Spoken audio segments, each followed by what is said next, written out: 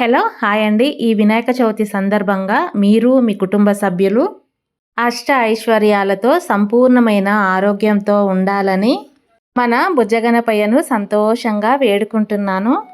మన బుజ్జగనపయ్యకు మొదటి పూజను అందుకోమంటూ గణపతికి ఎంతో ప్రియమైన మోదకాలను ఇలా చూపిస్తున్నట్టు వెరైటీగా చేసుకుందాము. ఇంకా నేను కూడా మన ఛానల్‌ని సక్సెస్ చేయమంటూ 1000 సబ్స్క్రైబర్స్ కంప్లీట్ కావాలని కోరుకుంటున్నానండి. ఆ బుజ్జగనపయ్య ఆశీస్సులతో పాటు మీరు కూడా నా ఛానల్ని సబ్స్క్రైబ్ చేసుకోమని వేడుకుంటున్నాను. Thank you so much. Please నా ఛానల్ని ఎవరైనా సబ్స్క్రైబ్ చేసుకోకపోతే సబ్స్క్రైబ్ చేసుకోండి. 1000 సబ్స్క్రైబర్స్ని కంప్లీట్ చేయండి అబ్బా. Thank you so much. ఇక లేట్ చేయకుండా మనము ఈ వెరైటీ మోదకాలను ఎలా చేసుకోవాలో చూసేద్దామా మరి. మీరు రెడీనా? ఇంకా నేనైతే రెడీ చూపించేదానికి. పదండి మోదకాలను చేసేసుకుందాము. ముందు మనకు కావాల్సింది బాస్మతి బియ్యం అండి. నేను బాస్మతి బియ్యాన్ని ఎందుకు తీసుకుంటున్నానంటే ఇవి కాస్త పొడుగ్గా ఉంటాయి కదండి. మనకి కావాల్సింది పొడుగ్గా ఉన్న బియ్యము. ఒకవేళ నార్మల్ బియ్యం అయినా సరే పొడుగ్గా ఉండాలి. అందుకే నేను పొడవుగా ఉన్న బాస్మతి రైస్ని తీసుకుంటున్నానండి. ఇప్పుడు మనకు కావాల్సినంత బాస్మతి రైస్ని తీసుకొని శుభ్రంగా నీళ్ళతో కడగాలి.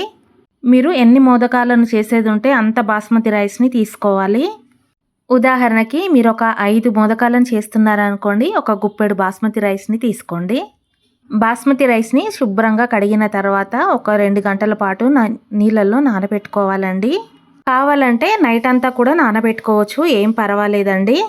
తర్వాత స్టవ్ పై ప్యాన్ పెట్టుకొని 1 స్పూన్ నెయ్యిని వేసి కరిగించుకోవాలి.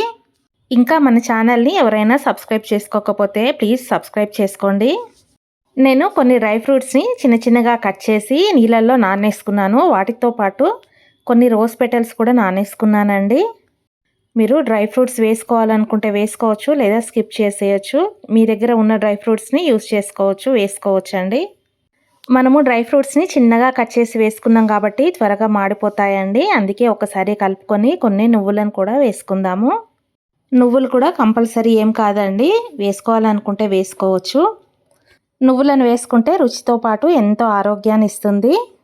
నువ్వులను వేసిన తర్వాత మాడకుండా ఒకసారి కలుపుకొని 1 కప్పు కొబ్బరి పొడిని వేసుకోవాలి. అందరూ పచ్చి కొబ్బరితో చేసి చూపిస్తారండి, నేనైతే ఎండు కొబ్బరితో చేసి చూపిస్తున్నాను. ఎండు కొబ్బరితో కూడా చాలా బాగా టేస్ట్ వస్తుంది. ఇంకా మోదకాలు చేయడానికి కూడా అనుకూలంగా ఉంటుందండి. మనము పచ్చి కొబ్బరితో చేసినప్పుడు మోదకాలకు ఉండలు ఎలా వస్తాయో ఎండు కొబ్బరితో కూడా సేమ్ అలాగే ఉండలు వస్తాయండి.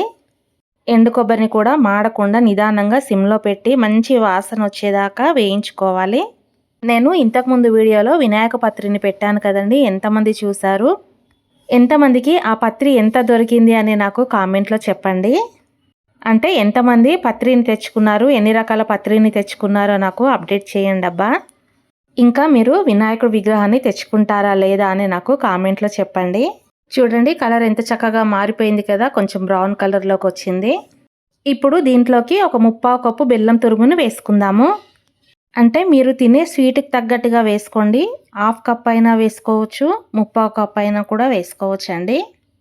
1 కప్పు కొబ్బరి పొడి తీసుకుంటే 1/4 కప్పు బెల్లం తీసుకోండి, లేదా 1/2 కప్పు బెల్లం తురుమును తీసుకోవచ్చు. బెల్లాన్ని ఇలా డైరెక్ట్గా అయినా వేసుకోవచ్చు, లేదా కొంచెం మీకు చెత్త ఉంటుంది అన్నట్టు అనిపిస్తే బెల్లాన్ని మనము తురుముతాం కాబట్టి నీళ్ళల్లో కరిగించుకోవచ్చండి. కొద్దిగా నీళ్ళలో వేసి కొద్దిగా చేతితో నలిపితే కరిగిపోతుంది. అప్పుడు కరిగిన బెల్లం నీళ్ళను ఈ కొబ్బరి తురుములో వేసుకోవచ్చండి. లేదా తురుమును డైరెక్ట్గా ఇలా వేసుకుంటే నేను వీడియోలో చూపిస్తున్నట్టుగా ఇలా ఒత్తుకుంటూ, అంటే బెల్లాన్ని ఇలా ప్రెస్ చేస్తూ కలుపుకోవాలి. ఆ వేడికి బెల్లము మెత్తబడి కొబ్బరి తురుములో కలిసిపోతుంది. లేదంటే కూడా 1 స్పూను నీళ్ళను వేసి కలుపుకోవచ్చండి. ఎక్కువగా నీళ్ళు లేకుండా బాగా మెత్తగా ఉంటుంది. చూసారా, ఇలా కలుపుతూ ఉంటే ఇలా దగ్గరికి అయ్యి మంచి కలర్తో మనకు ఉండలు చేయడానికి అనుకూలంగా తయారయ్యింది. ఇలా చక్కగా కలిసిపోయిన తర్వాత ఇప్పుడు దీంట్లోకి 1/2 స్పూను ఇలాచి పొడిని వేసుకుందాము. ఇలాచి పొడిని వేసిన తర్వాత అంతా మొత్తం కలిసిపోయే విధంగా ఒకసారి బాగా కలుపుకుందాము. ఇంకా ఎక్కువగా ఇలా కలుపుతూ ఉంటే మాడిపోతుందండి. ఇంకా మనం దీన్ని తీసేద్దాము. ఇప్పుడు ఈ పొడిని మాడకుండా మరొక గిన్నెలో వేసి చల్లార పెడదామండి.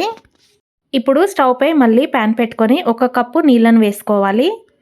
ఎందుకంటే మోదకాల కోసం పిండిని తయారు చేసుకోవడానికి తర్వాత ఆ నీళ్ళలోకి పావు స్పూన్ ఉప్పును వేసుకోవాలి. మీరు ఉప్పు అయినా వేసుకోవచ్చు, కాస్త షుగర్ అయినా కూడా వేసుకోవచ్చండి. చూడండి, నీళ్లు కాస్త ఇలా మరుగుతున్నప్పుడు నీళ్ళలో ఒక పావు స్పూన్ నెయ్యిని వేసి కలుపుకోవాలి. ఆ నీటి వేడికి నెయ్యి కరిగిపోతుందండి. తర్వాత నీళ్లను పొంగొచ్చే వరకు బాగా మరగనివ్వండి. మనకి మోదకాలు అనేవి పర్ఫెక్ట్గా రావాలంటే ఒక కప్పు నీళ్లు తీసుకుంటే ఒక కప్పు బియ్యపిండి తీసుకోవాలండి. రెండు కూడా సేమ్ ఈక్వల్ రేషియోలో ఉండాలి. చూడండి, నేను ఒక కప్పు నీళ్ళు తీసుకున్నాను కదా, ఒక కప్పు బియ్యపిండిని వేసుకుంటున్నాను. చూసారండి, నేను ఎల్లో కలర్ కప్పుతో నీళ్ళు తీసుకున్నాను. సేమ్ అదే సైజ్ కప్పు పర్పుల్ కలర్ది, దాంతో పిండిని తీసుకుంటున్నానండి. పిండిని వేసుకున్నాక ఒకసారి ఇలా బాగా కలుపుకుంటే దగ్గరకు అయిపోతుంది. స్టవ్ కట్టేసేయాలండి పిండిని వేసే ముందే. ఇలా నీళ్లు లేకుండా పిండి మొత్తం నీళ్ళని పీల్చుకునే వరకు ఒకసారి కలుపుకొని మూత పెట్టి పూర్తిగా చల్లారే వరకు ఉంచాలి.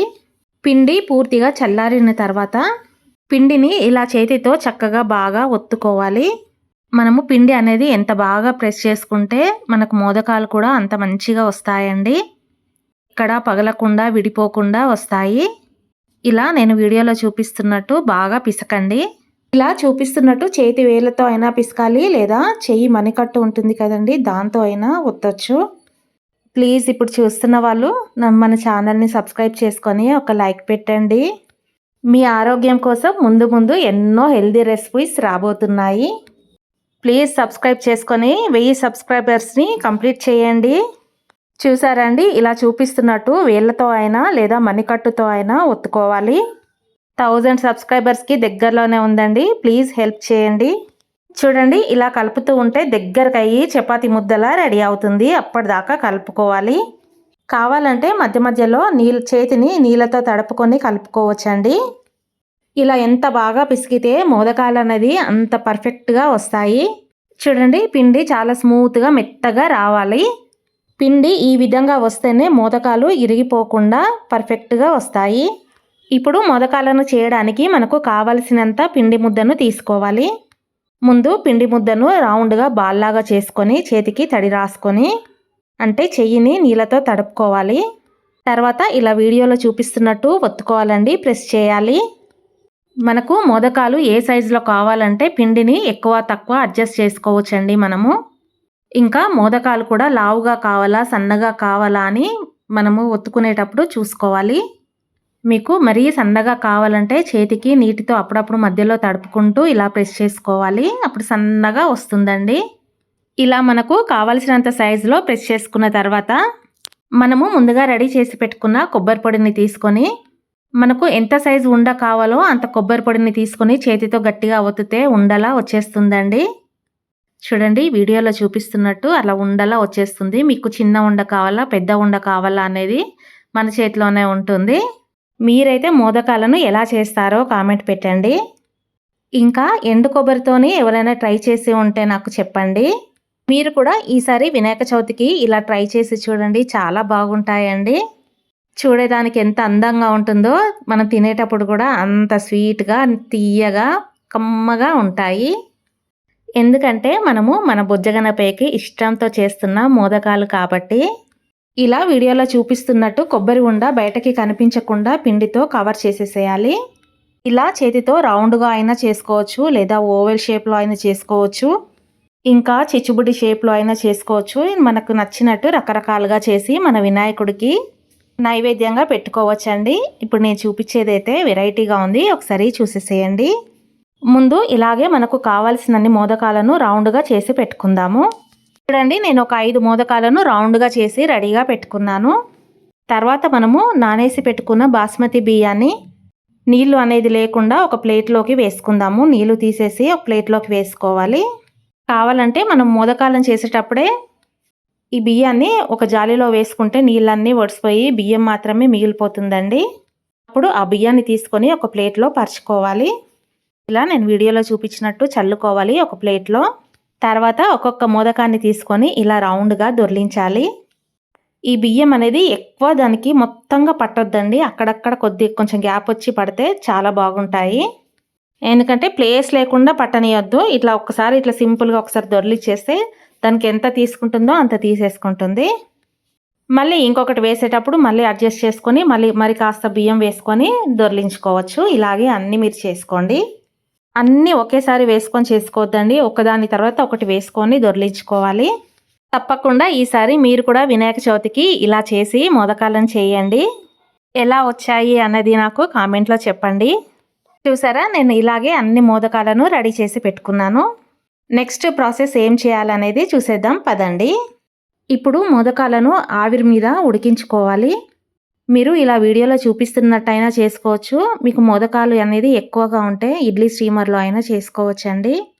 ఇలా ఆవిరి మీద ఒక 10 నిమిషాలు ఉడికిస్తే చాలు, మోదకాలు రెడీ అయిపోతాయి. చూసారా, మన బుజ్జ గణపయ్యకు ఇష్టమైన మోదకాలు రెడీ అయిపోయాయి. అది కూడా ఎంత వెరైటీగా ఉన్నాయి. మీకు నచ్చిందా? నచ్చితే మన ఛానల్ని సబ్స్క్రైబ్ చేయడం మర్చిపోకండి. చూడండి, కనిపిస్తుంది కదా, ఎంత బాగున్నాయి కదా డిజైన్ వెరైటీగా. మరి మీరు కూడా మన ఛానల్ని మర్చిపోకుండా సబ్స్క్రైబ్ చేసుకోండి. నాకు 1000 సబ్స్క్రైబర్స్ని కంప్లీట్ చేస్తారని వేడుకుంటున్నాను. మీకు ఈ మోదకాలు నచ్చాయా? అయితే మన బుజ్జ గణపయ్యకు మీరు కూడా ఇలాగే మోదకాలను చేసి నైవేద్యం పెట్టండి. ఇప్పుడు ఒక మోదకాన్ని తీసుకొని కట్ చేసి ఎలా వచ్చిందో చూసేద్దామా. ఇంకా మీరు వినాయకుడిని పెడితే ఎలాంటి వినాయకుడిని పెట్టారు అని నాకు చెప్పండి, కామెంట్లో చెప్పండి. మీరే చూడండి, నేను చెప్పడం కాదు, ఎంత బాగున్నాయో. మీకు నచ్చితే ప్లీజ్ సబ్స్క్రైబ్ చేసుకొని సపోర్ట్ చేయండి. అంతే అండి, బొజ్జ గణపయ్యకు ఇష్టమైన వెరైటీ మోదకాలు రెడీ. గణపతి బప్పా మోరియా.